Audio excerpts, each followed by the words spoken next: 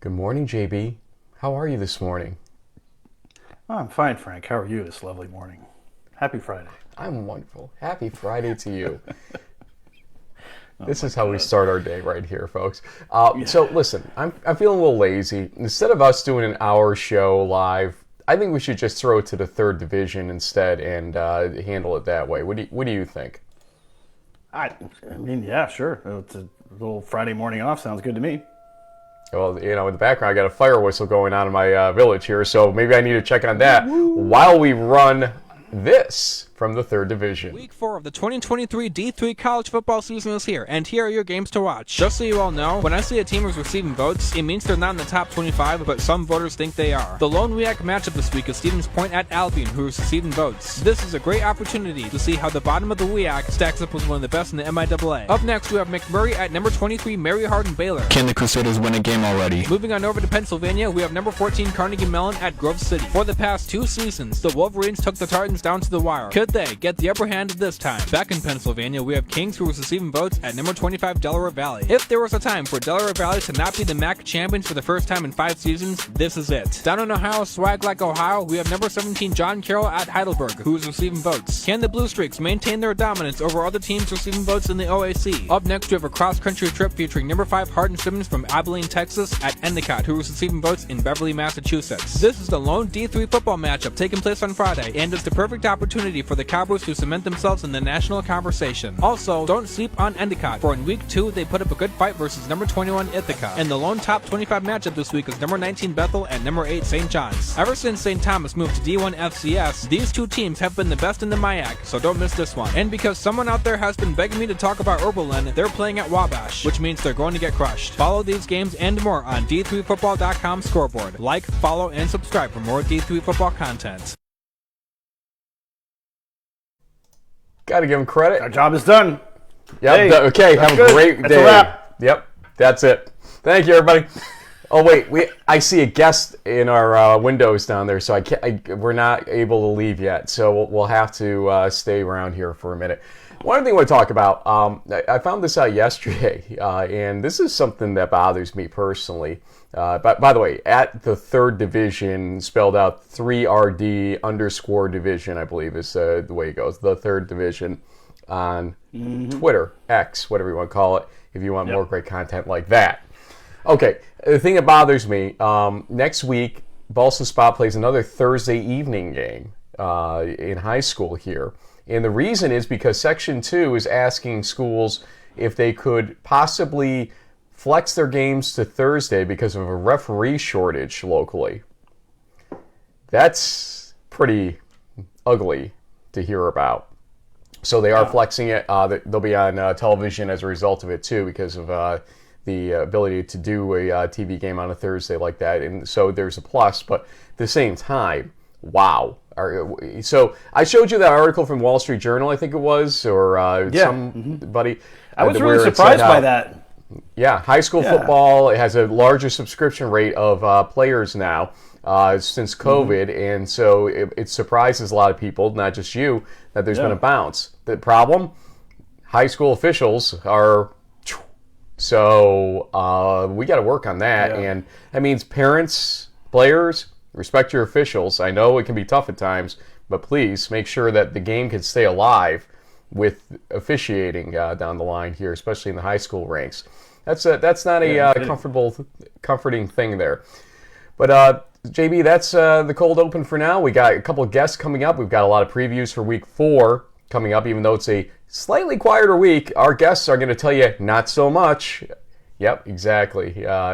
We won't be quiet though, because this is week 4 of season 16, 2 days short of our 15th anniversary here on In the Huddle.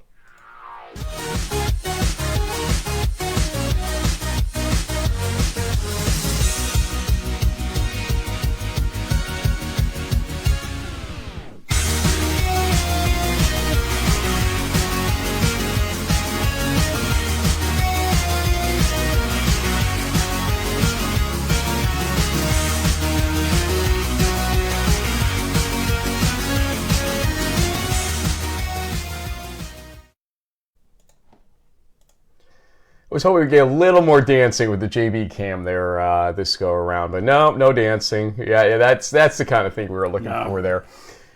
So, as usual, we will start here in Region 1, and as the third division talked about, Abilene, Texas to Beverly, Massachusetts. That's the way the game's going to go here for Hardin-Simmons, yes, sir, versus Endicott. That's a big game. Pat Coleman from D3Football.com is literally in the air going to Massachusetts right now from Minnesota.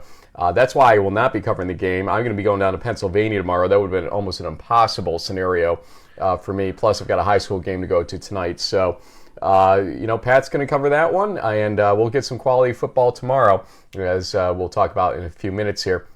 But you pick Kings Del Val, which was also highlighted by the third division in that little piece we did in the cold open. Tell us more about that and other Region 1 games in Division 3.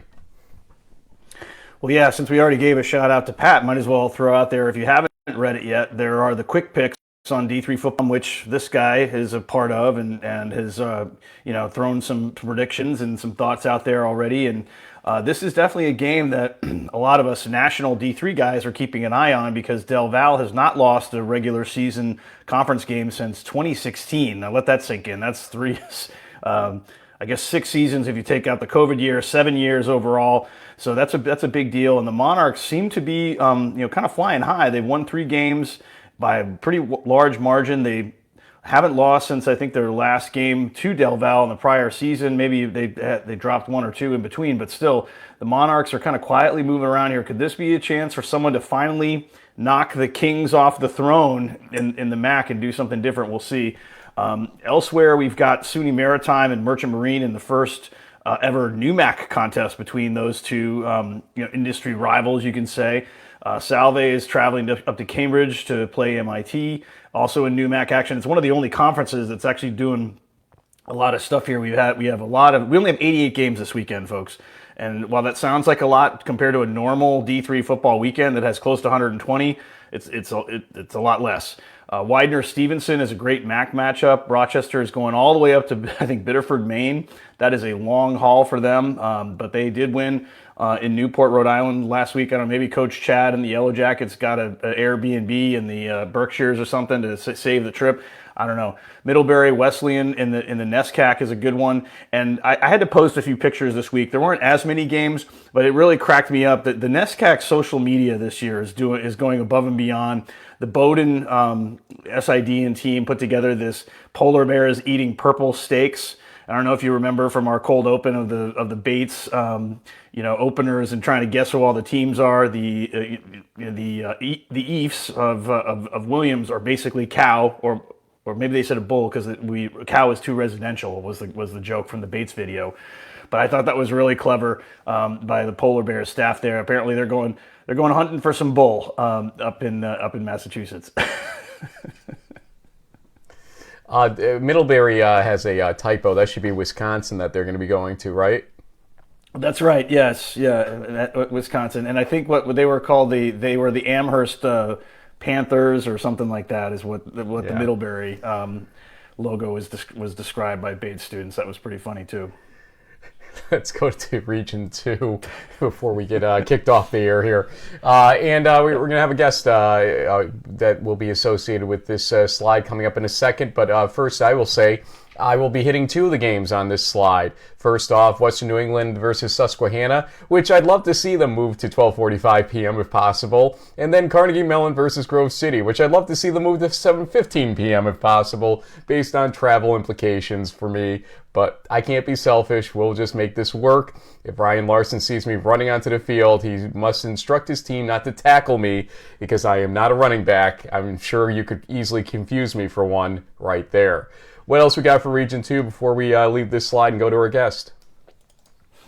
Well, I had to throw this little college game day slide. I think one of the Susquehanna parents put this out there.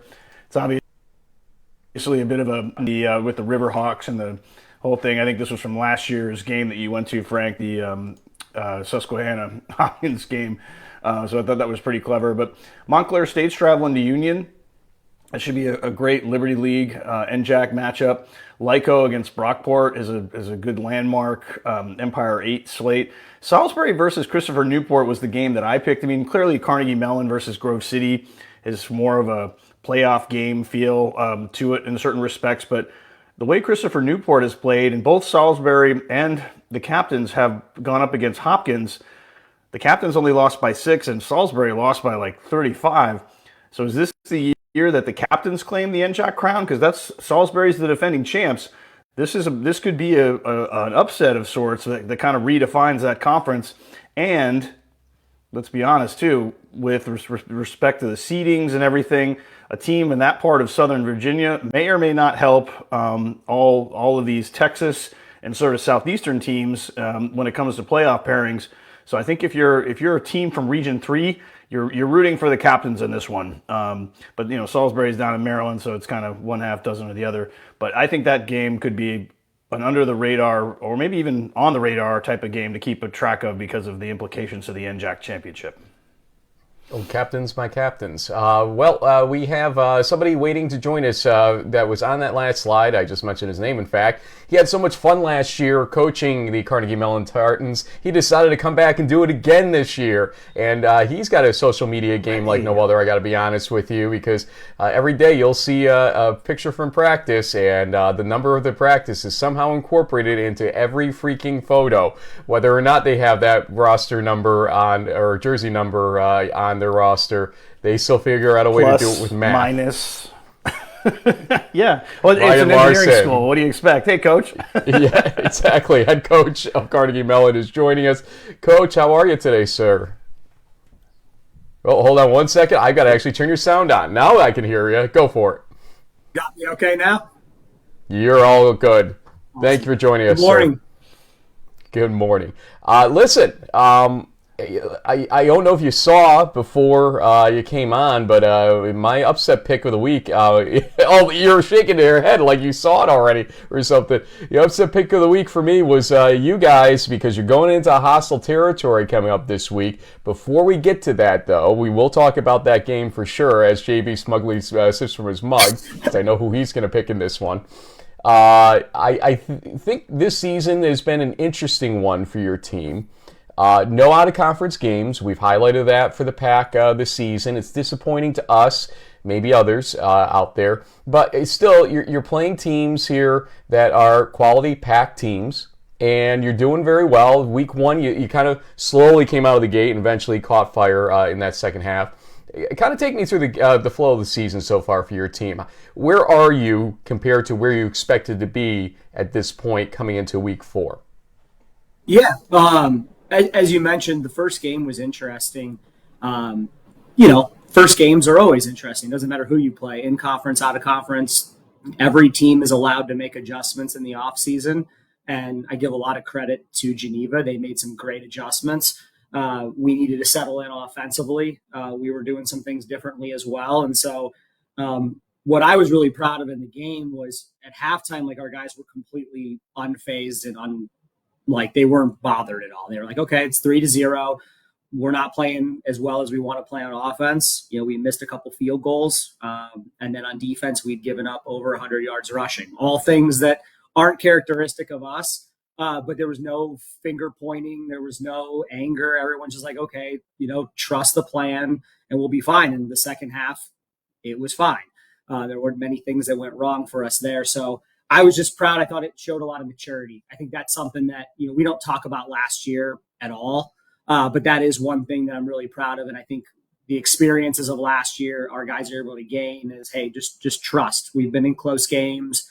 We know what we're going to get done. Just trust the plan and what we're coaching and what we're asking guys to do, and he'll take care of it. And then the second game was almost inverted in a sense, like we just came out on fire. All 3 phases just against St. Vincent.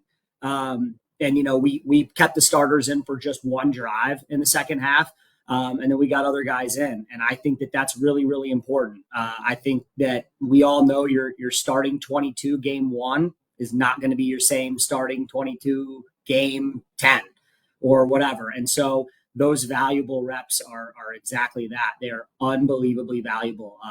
And I coach the quarterbacks here, and I say to, Brady, who's our backup quarterback, like, I can't replicate these reps in a game. So any opportunity we get to get you in, we're going to. And then the last game against Waynesburg was interesting. We were up 20-3 at half, and not one person in our locker room was happy with that. We didn't feel like we had played in all three phases quite to the standard that we have. Some mental errors, some penalties, just some stuff that, wasn't us. But yet again, the guys settled in, took care of our business. The game was never out of our reach. I think it's just getting to a point of us realizing we have standards in which we hold ourselves to, and it doesn't matter who the opponent is or what the score is. We hold ourselves to those standards and play to the way we're capable of. So I'm really proud of where we are. I mean, to be 3-0 and winning pretty convincingly in 3 games, I can't ask for much more. I do think we still can get better. I still think we are getting better. I think we're going to play hopefully even better this weekend. So that's where we're at right now.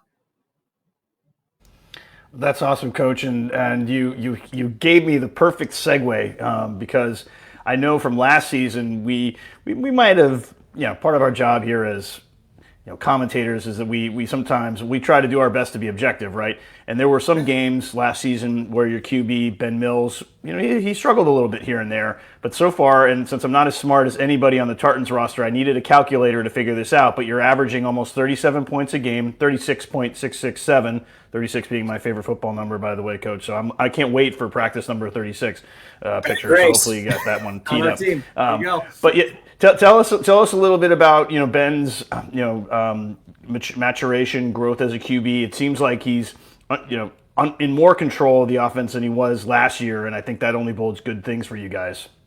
Yeah, you hit it on the head. I don't know if I have to say much more than that. He's maturing. He's a senior. I know that there's guys that get more recognition than him, but I know this. Coming into the season, he was 20-3 as a starter with 2 conference championships. So now he's 23-3 as a starter. And we base a lot of things around quarterbacking upon wins, right? And being able to win and being a winner. And that's what Ben is. Ben's a winner. And he's growing and he can still get better. And there were, a couple picks last week that weren't quite characteristic of him. One of them, definitely wasn't on him. Ball went through a receiver's hands. One of them definitely was on him. He was getting a little greedy and trying to fit it in there. But at the same time too, I coach him and I played the position, and, sometimes you got to learn from those moments too and learn what you can and can't get away with. And yet again, when you're fortunate to have a surrounding cast of a great defense, great special teams, and guys on the offensive side that can make plays, you can make those risks sometimes, and then we learn from them and we get better. So I'm really excited to see the steps he's taken forward. I still think he can play better. And I've told him that after every game. And I believe that. And he will. He's going to keep growing, and he's getting better. And what I love this year about him is his investment is higher. He's texting me at night. I like these plays. I like this. I don't know about this, hey, can I get this play tomorrow? I want to try that one again and see how it feels. And that's something that's different than before, which is cool to see. Honey, who's texting you this late? Just the quarterback. Don't worry. Anyway. Text messages late. Jake from State Farm, yeah. Yeah, really. Well, Coach, listen. Let's get to what's in front of you, because they know how to schedule in Grove City, and they scheduled you for 7 p.m. In front of a fireworks waiting crowd, because there will be fireworks after that game, I've been told. So normal interviews will have to wait for some big booms in the air. But it's going to be an atmosphere that they basically, I think, planned for, because the top team of the totem pole is coming into town. I've been there before. I was there last year when Case came into town. That is an atmosphere that I do not envy anybody to play in on a normal day, on a normal Saturday afternoon. And now you're going out there on a Saturday night. Give me your take here on Grove City, because Pfeiffer and company are pretty darn good. I thought they were going to lose to Case last week, and they came back at the end and win in overtime. They've got a little bit of a swagger to them, a little bit of a roll going on. Give me your assessment of Grove City. Yeah, I think it's the same thing I said in the D3Football.com article this week. It's two great teams and a great atmosphere. It's everything that college football should be. You know, 2-3-0 teams that have done what they needed to do their first three games to be victorious. And it's coming up to a great moment. And the great moment is created by all the work that both sides have done. Obviously, they had to do a lot of planning to set this up in advance, and that's okay. Like, we expect that. I said this to a reporter a week ago before the Waynesburg game. I expect everyone to give us their best shot. Why wouldn't you? Like, we've been successful. We've had 2 conference championships in a row. Of course, people are going to give us their best shot. That's how you respect the game of football, is by playing hard. So we don't expect anything less. And next week, not that I want to talk about next week yet, but like Allegheny's only night game of the year. Guess who it's against? Us. Like, and that's fine. Like, yet again, we've earned that opportunity, all right, to be that, and we did it with our work and with our previous, resume of sorts. So I don't expect anything different. Our guys know what the challenge is. Our guys know that they're a good team. They know we're a good team. It should be a great college football game. The environment is the environment. We can't control that. All we can control, we can control. We've prepared during the week. We've pumped crowd noise into all of our practices. We've done what we need to do to be ready. But at the end of the day, it's going to come down to the 11 guys in the field and who executes at a higher level. And that's all that actually matters. Take everything else out of it, the fireworks and the fans and all that. It's going to come down to who executes better in between the lines. I am noticing a little trend here, Frank, and I don't know, maybe we should ask our friends at the Pack, because I remember I reached out to you and Coach. This, I don't know if this is going to be like breaking news or whatever, but I'm seriously thinking about flying up to Pittsburgh for that game on the 21st, which also happens to be a night game against W&J, which, obviously another one of your big rivals there. And it just seems like every week, and the way that the Pack sort of promotes you guys in the preseason, I think, is awesome. The sports network platform, the videos of your games are great. I mean, it just seems like they just go above and beyond, and the product on the field speaks for itself. So, I mean, I don't think you could have landed in a better spot, to be honest, as far as D3 goes. It's a great conference, a lot of great teams. No, absolutely. The Pack does so many great things. The media day is unreal. I've told Joe and Durko that. I think it's fantastic. The Pack Network is awesome.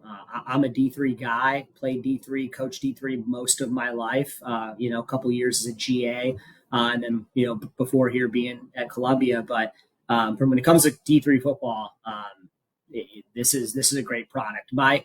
My only, and I said this, and I'll say it out loud right now, I think we should play out of conference games. I know we're different. I know everyone's going to always say Carnegie Mellon and Case are different, but my opinion is, playing out of conference games, whether I was a player at Claremont or coaching at Wabash or Rhodes or any of the, Stevenson, those out of conference games are experiences for the kids. Those are unbelievable experiences. And I think the Pack is so strong that we should have a chance of getting a Pool C bid, but it's hard to validate that when you're deadlocked at 500.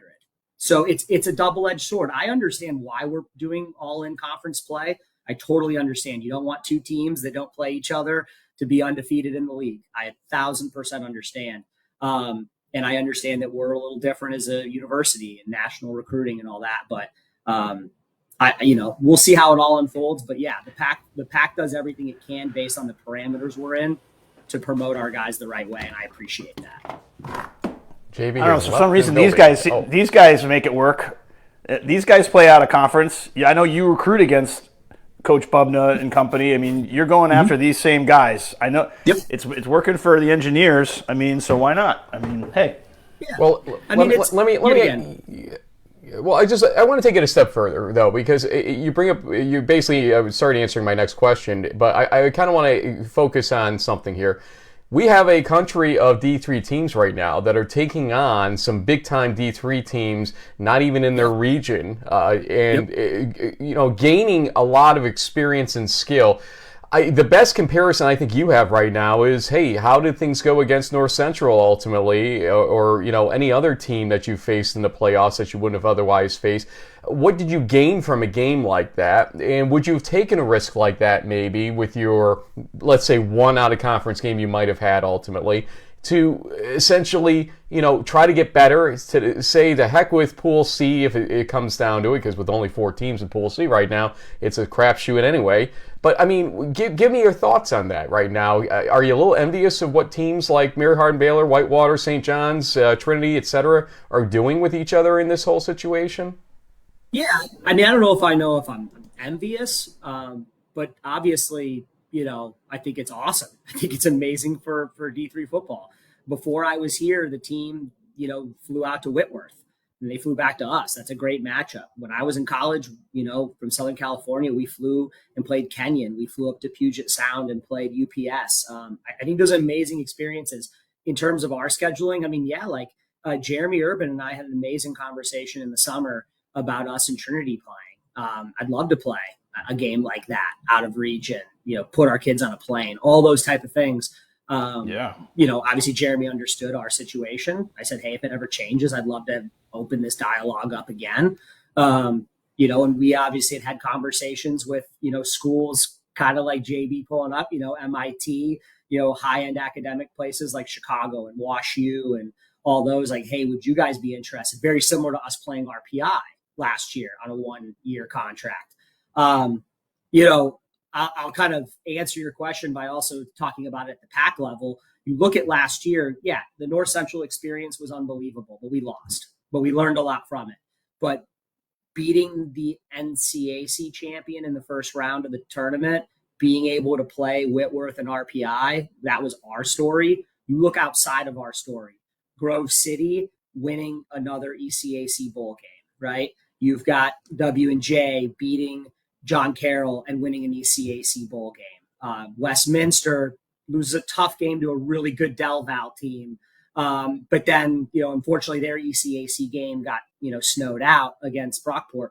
But these are all proving points that the PAC is a very strong league, and that we're capable of, having a second team compete outside of the conference champion in the tournament. And so yet again, we are where we are right now with the all-in conference play. I said it in that article. There's things in life that you understand, you may not agree with, but you understand it. You have to respect it. And right now, that's just us going 1-0. And right now, our focus is on Grove City. And that's been, and honestly, we haven't talked about it one time as a team since report day. We just worry about 1-0. Right now, that's Grove City. Kind of the Bill Belichick. We're on to Cincinnati. Yes, exactly. Well, Coach, I imagine that you're going up against a team that likes to run the ball. I noticed him pretty easily in the North Central game. There aren't too many D3 teams that have a 6'3", 325-pound defensive tackle named Eric Hofel. I mean, does this cost you guys extra to feed that guy? I mean, he is like the biggest defensive lineman in the country. What's this guy's story? I have to ask. Yeah, it's Hef is awesome. So it's Heffel. Not that I'm trying to correct you with Heffel, but then he goes by Hef, which kind of maybe plays into the lure a little, but also plays into the lure of it all. So Hef is awesome. A lot of people don't know this. He's a scratch golfer, basically. Coming out of high school, we actually recruited him as an offensive lineman and was playing and starting on the basketball team. He's a super athletic kid for his size. People just think he's like, he's an inanimate object. He just stands there. No one can move him. If you watch our games close, he's lined up at all 3 defensive line positions this year, nose and at both ends. He's batted balls down on third down in pass rush. He's a very athletic kid for his size. But it's funny you mentioned that, before the game, Brad Spencer and I are talking at the North Central game, and he's like, 97 is as big as I thought he was on film as he is in person. I go, yeah, he's a big kid. He commands presence. We've got a young man that's actually in the kind of the same frame and mold as him. That's a sophomore. And then we got some other guys that just bring different skill sets and unique things. And that's what I love about what we do on defense. We're very multiple. We move guys around a lot, different spots, different personnel packages, and that's hard on opposing defenses. But yeah, Hef's a fun one. No one loves golfing more than him. Top golf event we all went to with all the seniors last year in spring. Everyone was razzing him that he wasn't winning because he fancies himself such a good golfer. So he's a great kid with an amazing personality. Yeah. Scratch golfer. How do you find clubs for him? How does he find clubs? He buys them. He's got his own. Believe me, he's got some nice ones too. Really nice ones. Gosh. Coach, we're going to have to run on you in a second here. I will see you tomorrow night for sure. Clayton Parrish is going to be joining us in a little bit on our show, fifth-year running back at Grove City. Any words of wisdom or thoughts for Clayton, who can definitely pound that rock when it comes down to it? Let's have a great game tomorrow. Everybody stay healthy. It'll be a great environment. There you go. Coach, it will be a good environment for sure. Whether or not the home team will be happy or not is a whole nother story, thanks to your nationally ranked Carnegie Mellon Tartans, who are looking to keep the roll going on here. We wish you the best of luck tomorrow night, and we'll see who I get to talk to after the game. It might be you once again, talking about a victory if that is what happens there at Grove City. Good luck to you. Thank you, Frank. Thank you, JB. Safe travels tomorrow, Frank. Thank you, sir. Appreciate it. All right, thank you. Take care. Ryan Larsen, head football coach, Carnegie Mellon Tartans, and Clayton Parrish, as we said, is coming up in a little bit because we want to give a little equal time to this game, and we'll bring up a great memory we had last year from the Case Western Reserve game, post-game actually, coming up in a little bit here when he's able to join us. We've gone through the first two regions. I will let you get Region 3 underway here, my friend, and there ain't much on this slide, folks. I'm going to warn you right now. JB, take it away. Yeah, I mean, Barry versus Center looks interesting from the SAA perspective. I mean, Barry has been rolling everybody. Center has managed to find ways to win a couple of close games, so be curious to see how that plays out. Maryville's on a roll too, and so they'll be traveling to North Carolina to take on Brevard. Rhodes Trinity's at 7 o'clock, and then we also have McMurray, UMHB, and Juniata and Shenandoah as some of the highlight night games. I like this McMurray UMHB game just because I think this is when we're gonna see the UMHB that we've been looking forward to. We got a little glimpse of it against the Warhawks last week, but I have a feeling that now that they've got this out of conference slate out of the way, didn't go their way this time around, not the level of football that they're used to playing, that things are going to start to turn in a different direction, and you're going to see a new and improved Crusaders team on Saturday night. We will predict this game, so I'm not going to ask you for numbers on this game, but I mean, do you think McMurray can keep it close at all? I mean, their defense has been pretty stout. I mean, so they might keep it close for a little while, but I have a feeling that guys like Cormier and others, they're just going to pick it up a notch. I think the quarterback, is it Fay is how you pronounce his last name? It's P-H-E, right? But it's Fay. I think he's starting to build some confidence now. He's had some good games. I have a feeling that they're going to stretch the field and give him a chance to throw it deep here and there. But it should be a competitive game, at least for a little while. And I just realized I had the wrong slide. Ready? All of a sudden, I could find Region 4 here. And we match up in a rare instance here because, again, slim pickings in general here. But John Carroll versus Heidelberg is our game of the week. And in fact, because there were such slim pickings in Region 4, it was my week to pick Region 4's game off the radar. And I had to pick this game. There's just really nothing else that made sense in Region 4. I guess technically Baldwin-Wallace versus Ohio Northern, which is not on this slide, could have qualified as two one-loss teams in the OAC. But you can't look past this game. This is the Pool C possibility game for the OAC. The loser of this game probably does not get a sniff if they don't beat Mount Union, which the loser of this game probably doesn't get a sniff. I'll just say that again at that point. Yep. We'll see where things go. But what else are you seeing here, or what are your thoughts on that game generally? Well, I mean, I do think that Alma Wittenberg could be interesting. Stevens Point is the only WEAC team that's in action this weekend, and so they're kind of usually on the lower end of the scale from that conference's perspective, going up against Albion, which is typically competing for the the Michigan MIAA championship every year. So that could be an interesting matchup just to sort of see how that plays out. But yeah, not a whole lot of action going on in Region 4. But some of these games, I think Trine versus Hanover could be interesting. Ohio Wesleyan versus DePauw. DePauw is another team that's trying to clinch its conference down the road. They were in the playoffs last year, so there's a few hidden gems in there. Region 5 also a little bit weak in terms of strength of games, although there's one exception to that rule, we think, based on the crossover of the lower two games there from last week. Augustana, Elmhurst ended up being a bit of a debacle for Elmhurst, 74-7, if I remember correctly, and in favor of Augustana. And so we have Augustana versus Wheaton here. Yeah, so it was not cute. Go ahead. Yeah, you can see in the photo. So number 50 there in the lower right, I think his name is Tim Sweeney. He was the CCIW Defensive Player of the Week.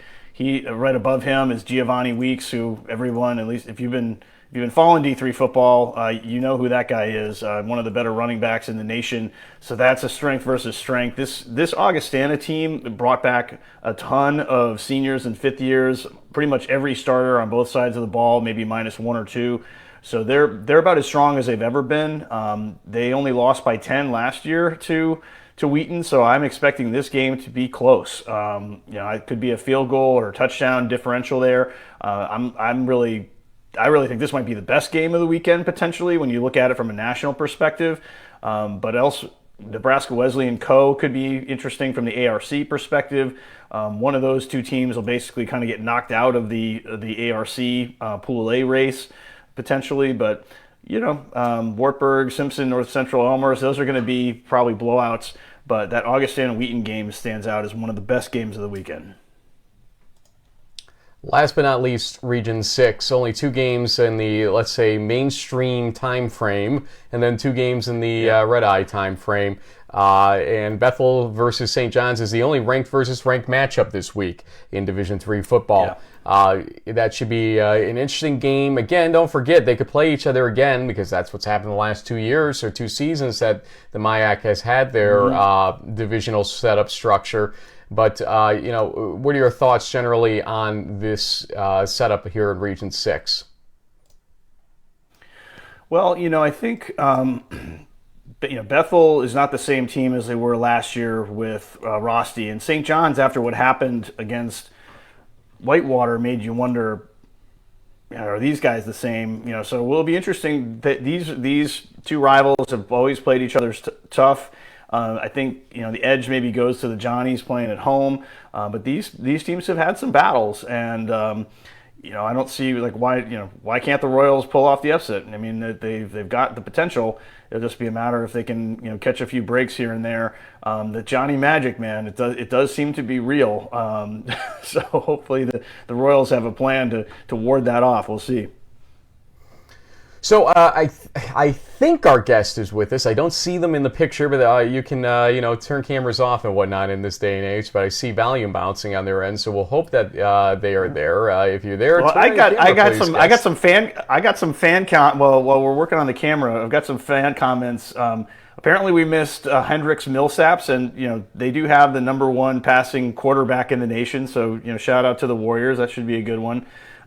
We also have a reminder that it's not just Giovanni Weeks on the Thunder, that Christian Carstens is somebody we got to keep an eye on. Kevin says, go Coast Guard. So, hey, getting some Region 1 love there. So, we appreciate the people tuning in live and reminding us where we may have missed a thing here or there. And I think we're definitely having problems. I see they've tried to turn the camera on or off, so we'll see if we get this back in a moment here. Once we figure out, we'll give another half a second here to work out. I'm going to maybe suggest that they utilize an iPhone or tablet or something like that that's not on Wi-Fi would be the best bet. So if they're listening out there to get Clayton on, please go to an iPhone or something like that, and that might work a little bit better because the camera definitely not working on this. Having said that, why don't we go in a little out of order here compared to what we were planning on doing, and we will go to our lightning picks now, and then we'll work to get our interview here coming up, and you will see as why don't you tell folks what's been happening in case they didn't join us for our Crunch Time show, what's going on here. Well, it's funny. In week 2, Frank picked up 3 games. I think on me, he went 3-0 in all the close games. Last week, I went 3-0 in all the close games. So he had a better week 1. So his lead at once was 5. So I narrowed the gap a little bit.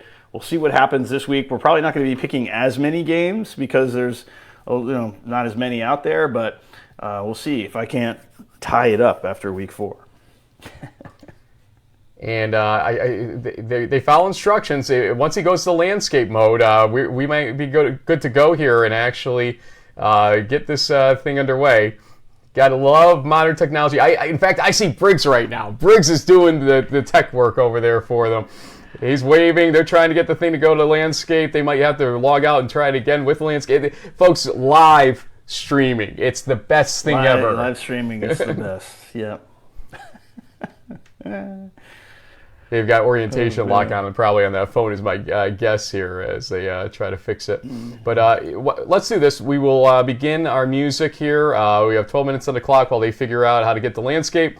And we'll get a great Clayton Parrish interview in just a moment here, folks. Stay tuned. Biggest cliffhanger ever on In the Huddle coming up here. Will they or won't they get Clayton Parrish on the show here? So where's my music? Where's my music? There's my music. There you go.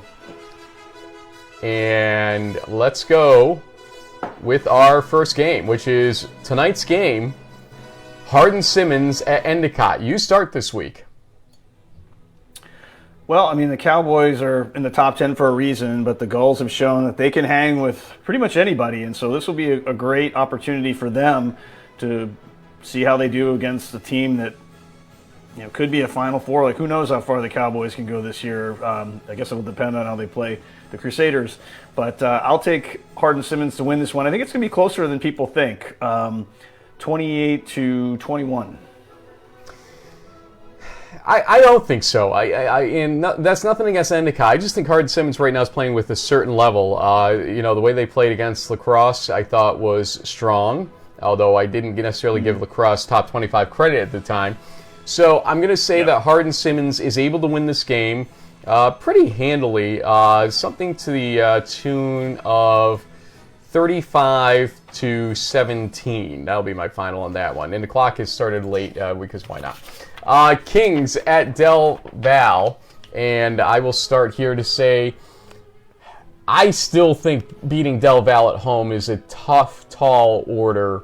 I'm going to stick with Del Val still. I know a lot of people are writing epitaphs already for Del Val. I don't think so. Until somebody proves to me they can beat them, and this might be it. This might be the week for it to happen. I'm going to pick Del Val to win this by a final score of 30-20.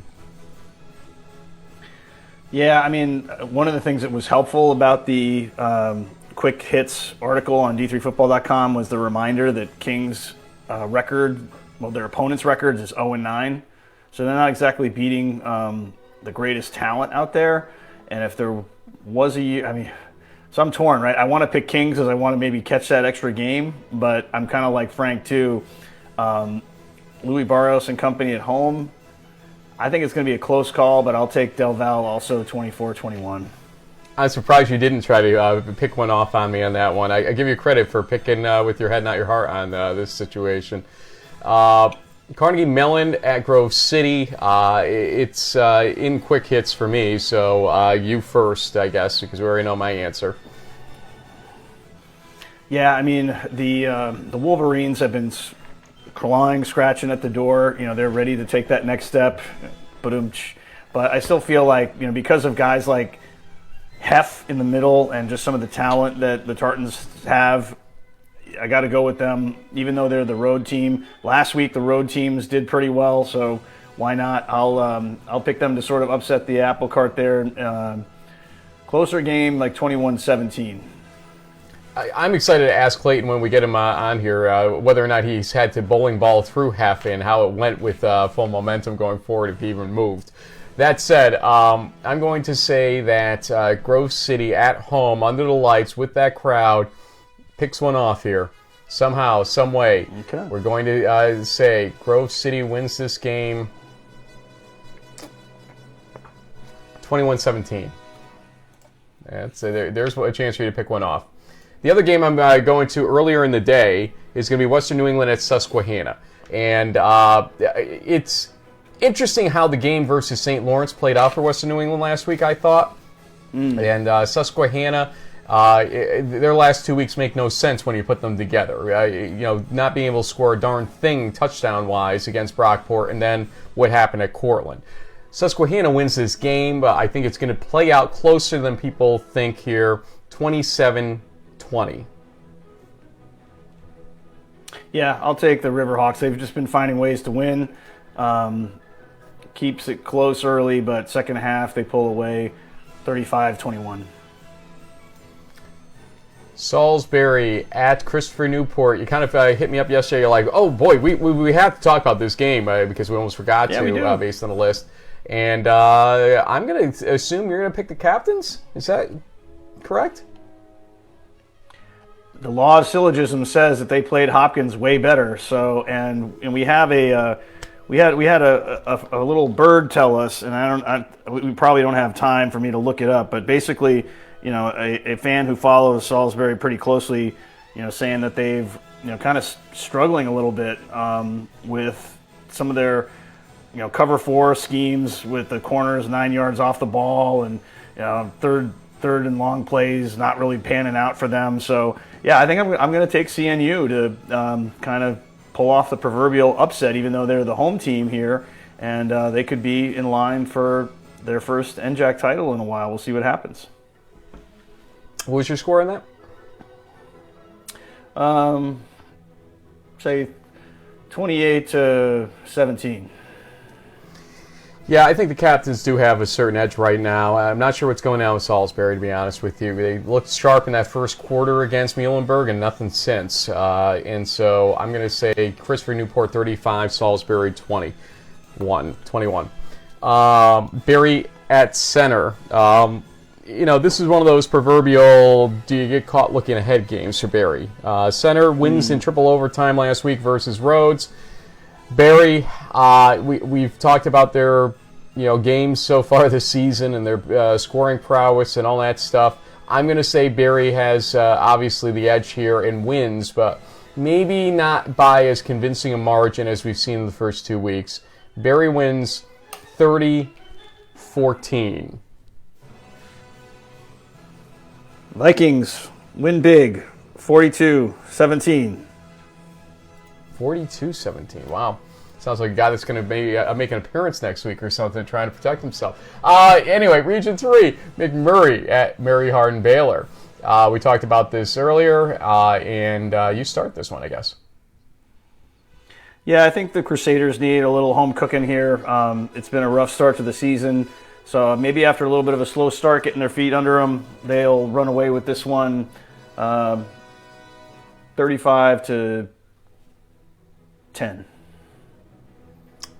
Yeah, 49-7, Mary Hardin Baylor. I think this is where they really get a purring offense here, so to say. So that's going to be that. John Carroll at Heidelberg. Tough game to pick. Heidelberg has had a good start to the season, and John Carroll has obviously had some ups and downs. Losing that close game against Whitewater, then looking a little flat to start, game 2, coming out and, then taking over eventually very well. I think John Carroll's on sufficient roll here to win this game, but again, I think this is a close game. I think this is a 35-28 type of game in favor of John Carroll. Yeah, I think it's going to be closer than that. I'll say the Blue Streaks just hang on 35-31. I think it's going to be a really competitive, high-scoring back and forth that'll come down to the fourth quarter. Bubba Wallace at Ohio Northern I threw in here as well because this is, again, kind of that next in line type of game that we were talking about last week for OAC purposes. Who you got here? Well, I think if I'm taking a flyer, I'll go with the Yellow Jackets just because they did look good against the Streaks in the first half. I mean, they scored first, and they were keeping that offense, which is pretty potent, to 0 points for a while until the ball kind of got rolling the other way. So yeah, I'll take them on the road. BW, 28-20. We've had polar bears already on our screen, haven't we? At least once today. Or what were those? Bowdoin polar bears, yes, sir. Yeah. Mm-hmm. So you know what? I'm going to pick the Ohio Northern version at home and say the homestand wins this game, 27-14 in favor of Ohio Northern. And let's see if I can get the next game popping up here. Yes, I can. Augustana at Wheaton. While Augustana could put up plenty of points last week, I think Wheaton is all that right now. I'm going to give this edge to Wheaton by a final score of 34-24. Well, like I said before, I think that Augustana might be the CCIW's Isthmus Bowl entrant. We'll see if that prediction pans out. I think they are an improved team, but Wheaton is still a potential playoff team, in my opinion. So I think it's going to be a battle, but the Thunder will roll to a close 21-17 victory. Bethel of St. John's. Do you see Bethel able to win this? Without Jared Rosti, I don't know, man. I mean, the Johnnies at home, they somehow finagled a way to beat Trinity when they never should have won that game. So if it was flipped, I might give the Royals a chance, but I'll go with the Johnnies here in a 35-28 kind of back and forth affair. St. John's, I just didn't like what I saw in the Wartburg game for Bethel. And granted, it's against number 3, but they just didn't seem to have the pulse offensively to consistently do anything in that game. I just don't see it right now. I see St. John's as being a team that was snake-bitten against Whitewater and that will come back here and win this one big. Final score, St. John's 37, Bethel 20. And finally, Redlands at Chapman. Redlands looked good against Linfield. Chapman struggled a little bit against Whitworth. So I think we will go Redlands here, at least I will, by a final score of 27-14.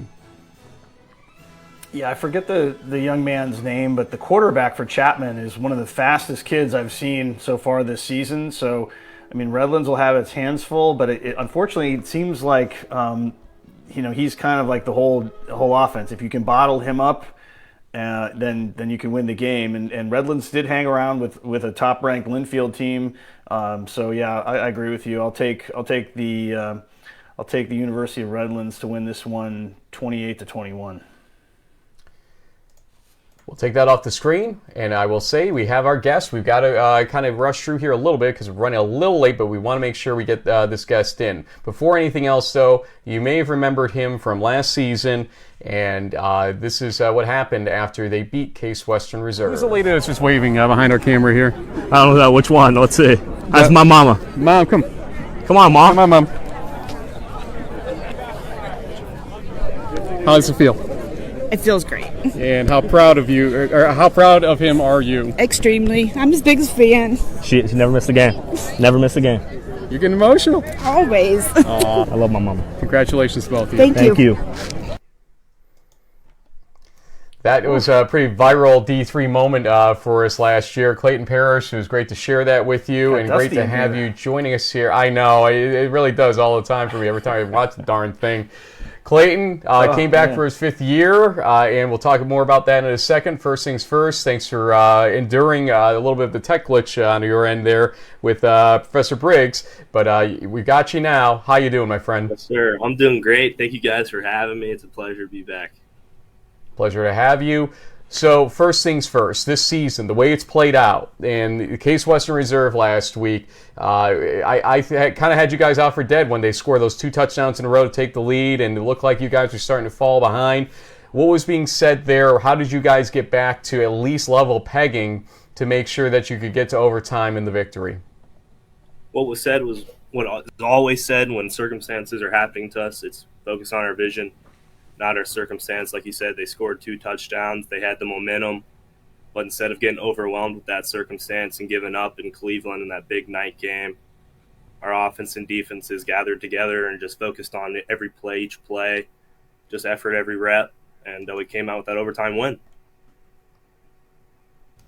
Clayton, as a fan, when I was watching that game near the end, I was a little surprised that when you guys had the ball last right before overtime, that you were running the ball. You didn't take any shots at the end zone.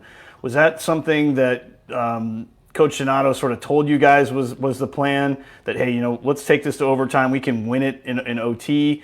What was the feeling in the huddle that was going on there when it was pretty clear that, well, maybe you could have taken some shots, but you just elected to stick with your game plan, run the ball, and just see what happens in OT?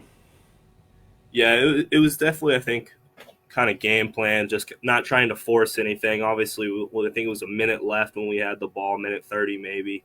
Just not trying to force anything and make a mistake, throw an interception or turn over the ball that they could score or whatever. So we just manage the box, run the ball, throw the ball when you have to, run the ball when you have to, and just kind of take it up to overtime.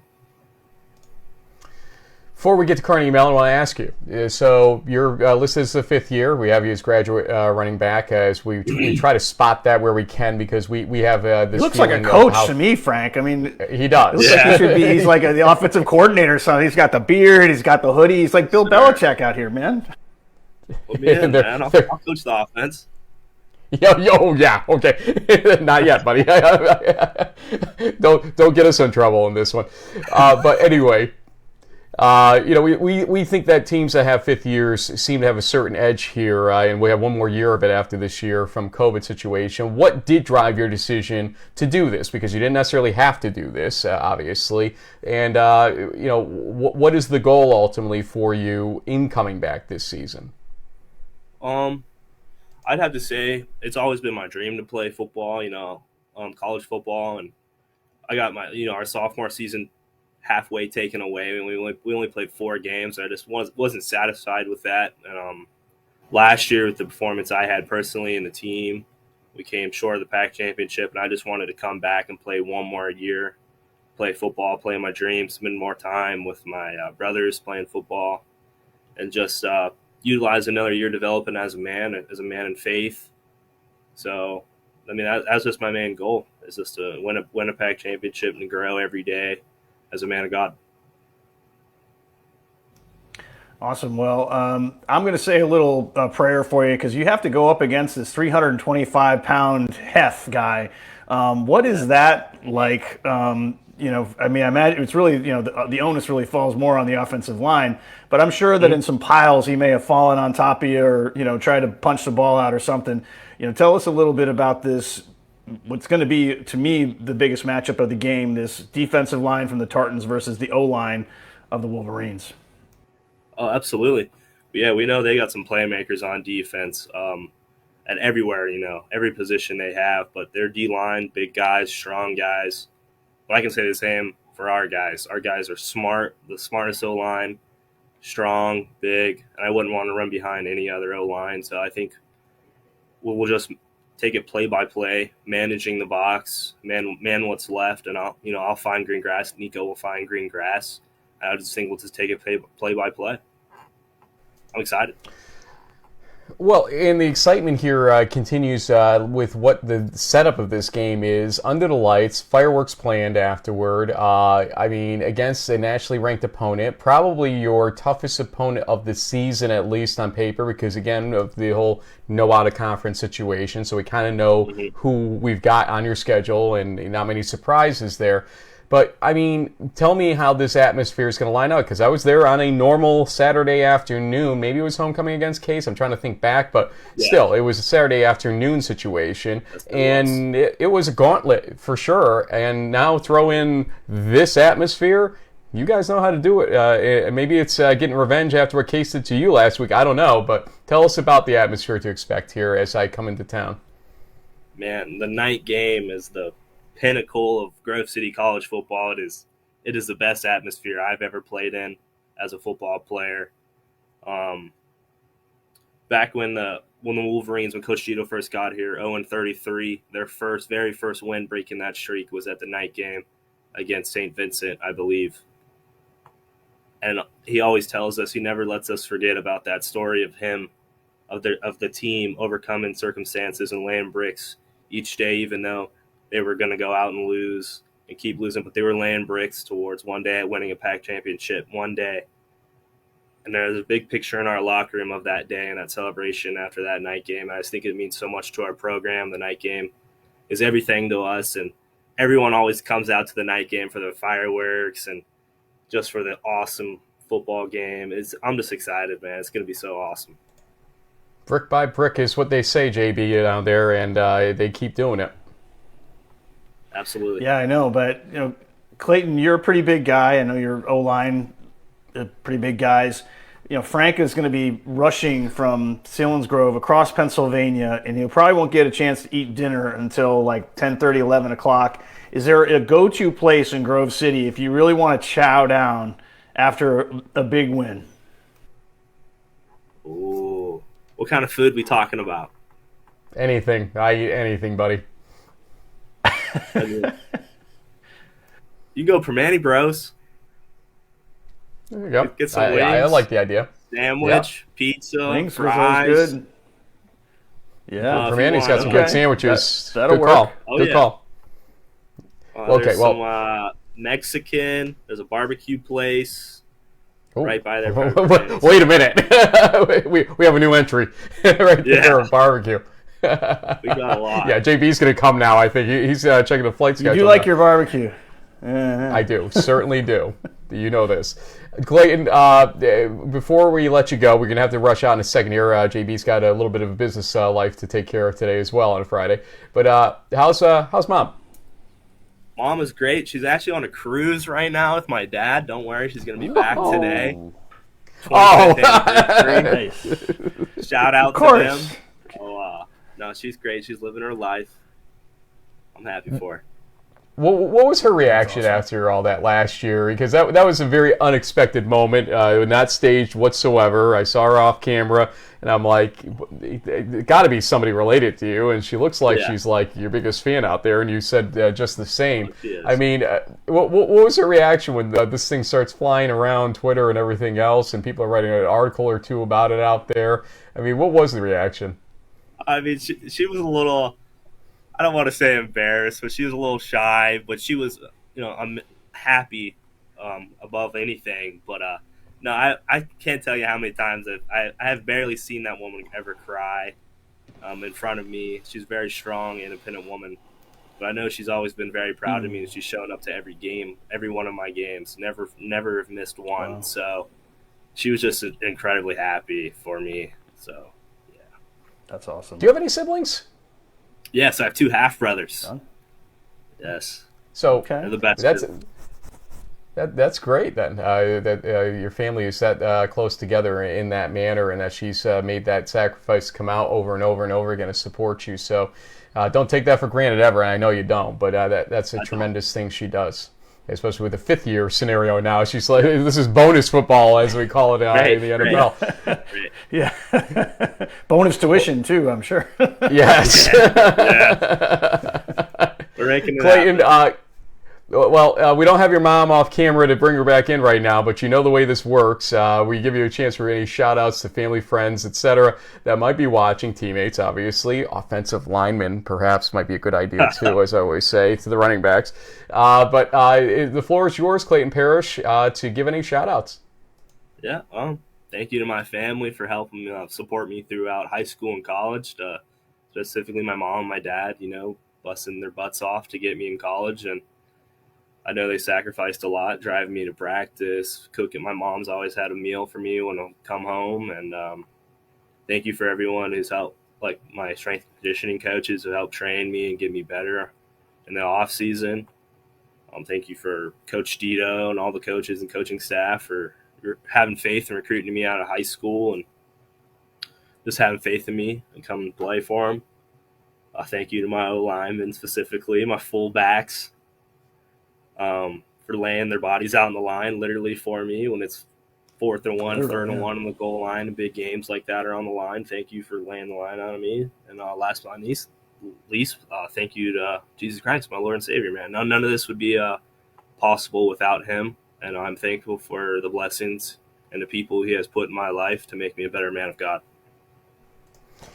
We're 2 days short of our 15th anniversary of our show, starting back in 2008, and people often ask me, why do we do this? Why did I continue for 15 years, JB for 13 years of this, basically? And moments like that weekend, where it was, leader of the pack weekend we did leaders of the pack weekend we did last year, and started at Grove City, started to rain a little bit, whatever, and it rained like hell down at the Westminster Carnegie Mellon game. But seeing that atmosphere and that moment that we just played at the beginning with your mom and everything else, that's why we do this. The guys like you are why we've done this for 15 years. So it's fitting to have you on the show because you're one of my memories of 15 years of In the Huddle here. And so we thank you for that. We wish you luck tomorrow. I will see you tomorrow. We'll see if we get to have another interview moment or not. You'll have to win the game. To the victor goes the spoils mentality we have on our post-game interviews. Absolutely. But Clayton, always a pleasure, and see you tomorrow night. Thank you, guys. See you. Thank you. Yeah, good luck, man. Clayton Parrish, graduate running back of Grove City. JB, quickly, how are you going to watch this weekend of football with a little bit less out there this weekend? Well, I think probably if you're looking at the way things are going to be really, really spread out, right? So we have a couple of games. You can start off tonight by watching Hardin-Simmons at Endicott, right? So there'll be an interesting national game to keep an eye on. But Saturday, you've got the Kings Del Val at noon. You've got you at Susquehanna with WNE at 1 p.m. There's a couple of interesting games in Region 2 that kick off at 1. Salisbury at Chris Newport is at 2. And then we have a bunch of these, night games. We've got McMurray, UMHB. We've got Carnegie Mellon, Grove City, which you'll be driving like heck to get towards. In mid-afternoon, you can check in on John Carroll versus Heidelberg at 1:30 out in the Midwest. You got Nebraska, Wesleyan at Cove at 2 o'clock. Augustana Wheaton at 7. Honestly, Frank, all the really best games are kind of in that 7 p.m. time slot, so this might be a late Saturday. Bethel St. John's at 2 is another great matchup. So no shortage of opportunities. There's a couple of red-eye games at 10 p.m. on the West Coast if you want to stay up all night watching them. So that's what I'd say. It should be a great weekend. Even if there isn't so many top 25 matchups, there's going to be some big games. We're late. Thanks to Coach Larsen at Carnegie Mellon. Thanks to Clayton Parrish and to Professor Briggs, who I know is still listening out there right now. Thanks to him for helping us get that interview at the end of the day. Thanks to JB for staying a little later than he planned on today. But we are going to see you on Twitter/X all weekend long. We're going to try to get Crunch Time out on Tuesday. You know how we roll around here, folks. Enjoy the weekend, and we'll keep you up to date all weekend long. Have a good one. Thank you.